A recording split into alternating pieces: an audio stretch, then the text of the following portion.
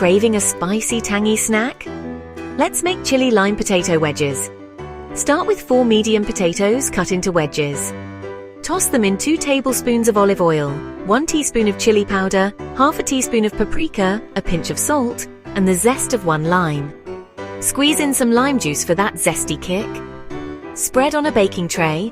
Bake at 200 degrees Celsius for 25 to 30 minutes until golden and crispy. Garnish with fresh coriander. Voila! A perfect snack in under 30 minutes.